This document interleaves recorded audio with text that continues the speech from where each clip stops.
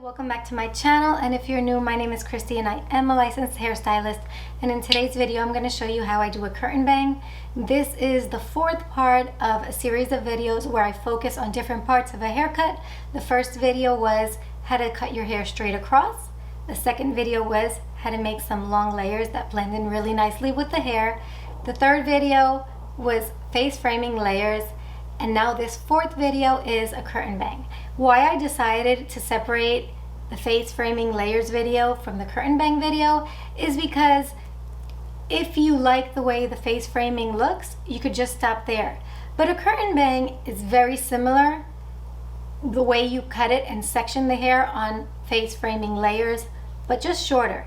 So if you're able to do that, this is going to be very simple. So if you want to see how I do that, just keep on watching.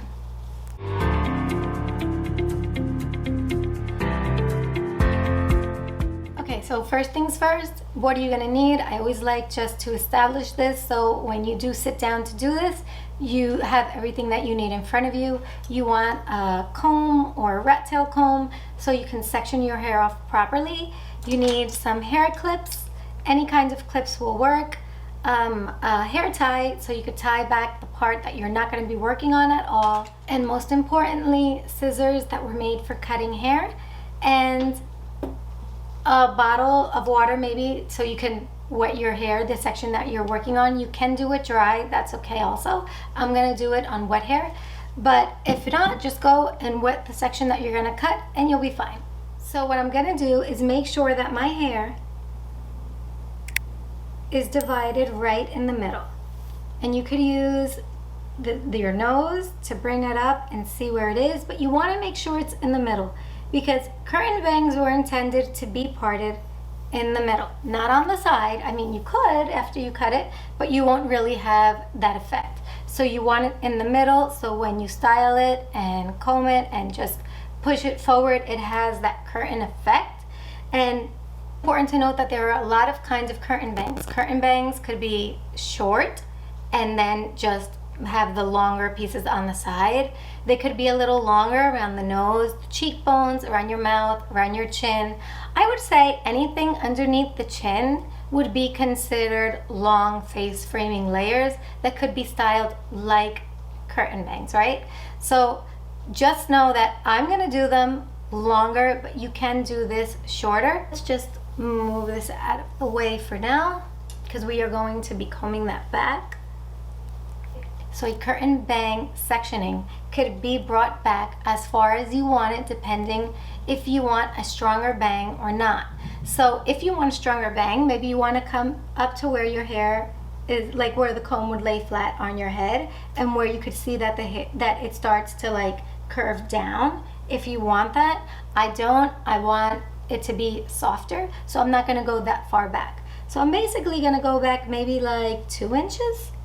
And I'm going to start my triangle there, and this is very similar to what I did in the video where I'm face framing. I'm going to make that triangle come down to the arch of my brow. But also use your eyeball if you want to use that as a measurement, and then just come down to that area. And now let's pull that back, and now we're going to do the same exact thing on this side. We're going to make a triangle, so we have like 2 little triangles, right? And you want to make sure that they meet in the same spot, and keep the sectioning nice and clean. If you look at that and you say, wait a second, that's too much, like I think that's too much, that's going to be too much hair, well then go ahead and section your triangle down further if you like. And take your time on this part because this is important. This is how much bangs you're gonna have or not. Okay, so once you have this sectioned off, what we're gonna do for now is we're just gonna pull the rest of the hair back and tie it up so it's not in the way. You can do this on dry hair or you can do it on wet hair. Just remember, if you're gonna do it on wet hair, you have to leave that room when you're cutting, leave a little extra length, so when you do style your hair, it's going to come up a bit. So let's say it's gonna come up maybe like a 1/2 inch, depending on how you style it. So the first thing that I'm gonna do is I'm going to wet this section. Okay, so now that your hair is wet, you want to establish where the shortest point is going to be and where the longest point is going to be. So in the middle is where it's going to be shortest, and on the sides is where it's going to be longest. And I think the biggest mistake that I have seen is that people say, okay, I want my curtain bang to come down to, let's say, just for an example, my lips.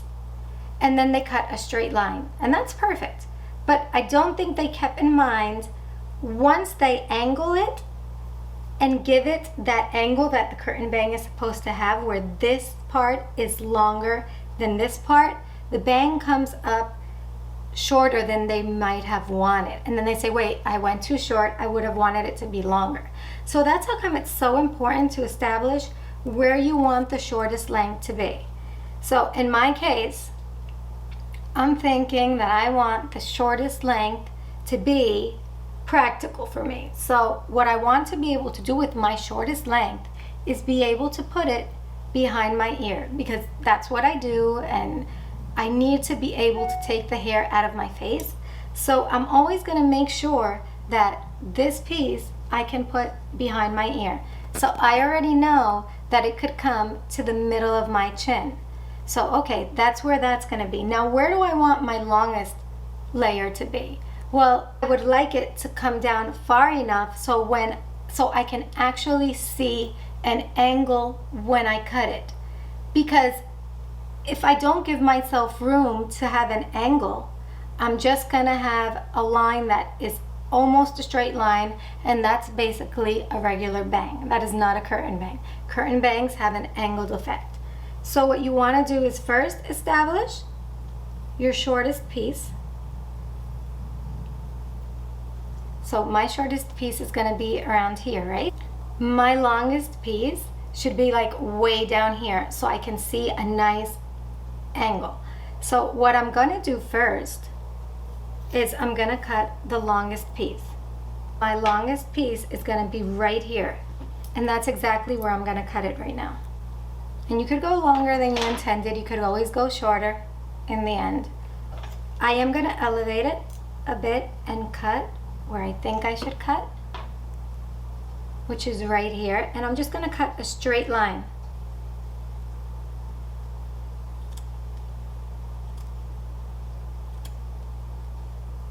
So now let's make sure that is nice and straight, which it is not, so I'm going to go in and straighten it. If you have small hands like I do, your fingers are not that long, and you just have to take a smaller section so you can cut it. So now what I'm going to do is divide it in the middle again, and now I'm going to establish my shortest length. So I'm going to take a small section from this side of the triangle. I'll put that behind my ear. So now I'm going to take a section from the other side, the other triangle. I'm going to put that behind my ear. So when I cut it, I'm going to elevate it like this, and I'm going to put my fingers first parallel, and then I'm going to incline them a little bit so that this part closest to the top of my head is a little bit longer. So I'm going to angle my fingers like this to give myself a little bit more room and have this piece a little bit shorter, so when I style it, if I comb it back, it'll just have a softer fall when I comb it out and I style it. I'll spread it out a bit so I can really see it. Angle my fingers, and I'm going to cut.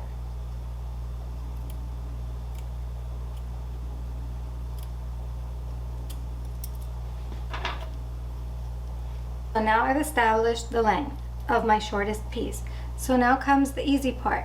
The easy part is just connecting both sides. So that is the length that I established for the shortest part, and this was what I had established for the longest part.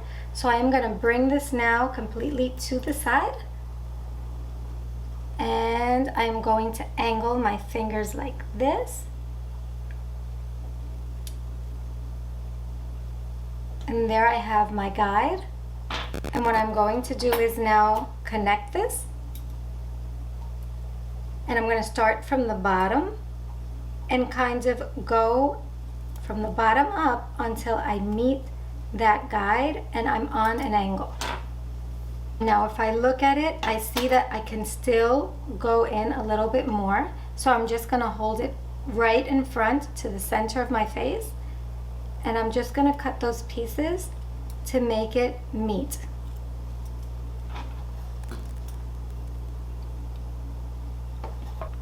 And again, I still have another piece there.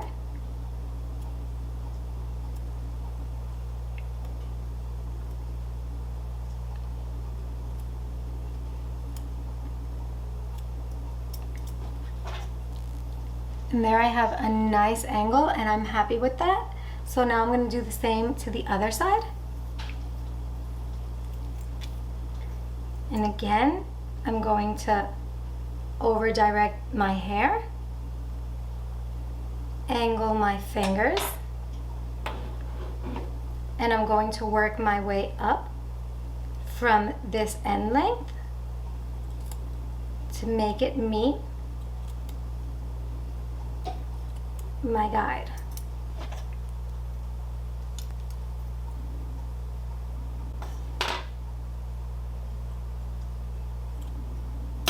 So now let's measure them and see if they are the same. Okay, so now let's measure everything and see how it looks.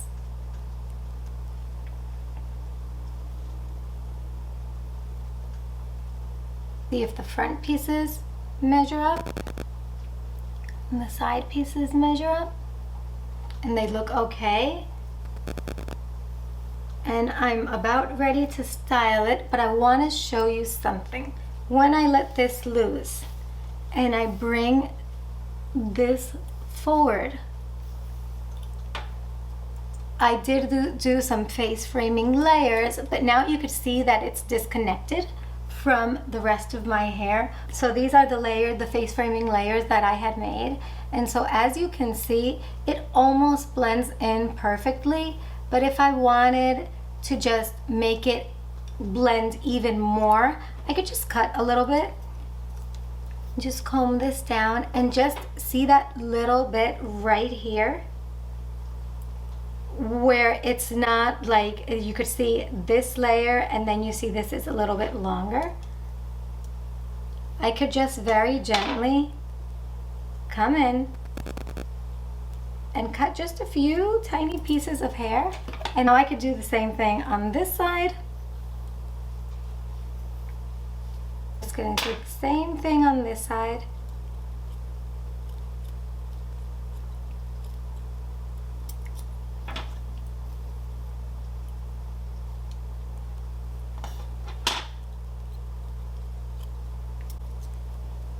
And now it's all blended in with those layers. So you can already see the way it's gonna fall and blend in to the rest of the hair, which is what I want. So what I'm gonna do is I'm gonna go blow dry it, style it, come back and show you how it looks. All right, so I'm back and I have to say, I love it. I feel like this is the haircut that I never knew I always wanted. Like, this really came out nice. I just feel like since I went in little by little, and first I did face framing layers and then I cut the bangs, I just feel like now it all plays also well together and it just has a nice soft fall. I also like the fact that, and keep that in mind when you're cutting your own hair, cut it in a way that's practical for you. Like, since I measured what I needed it to do, I measured it in a way that I needed it to be able to go behind my ear if I wanted it to do so, and I could perfectly put it behind my ear and I'm good. I like the way that it'll fall if I like make a ponytail and bring them out. I mean,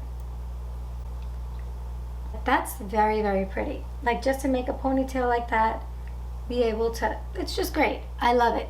So I guess now I know what all the fuss was about with the curtain bangs, and I think it's something that'll look good on just about anybody and any face shape, depending on what length you do it. It's a real versatile kind of haircut where you could go shorter, longer, and it'll grow out like gracefully. So yeah, I think this is a really good haircut and I hope you're able to follow along. If you do, like always, leave me a comment. I love to read how it worked out for you. And so yeah, this is the end result, and I am very, very pleasantly pleased. This wraps up these 4 videos where I focus on different haircuts to achieve one whole haircut, and that's it. So until the next time, bye.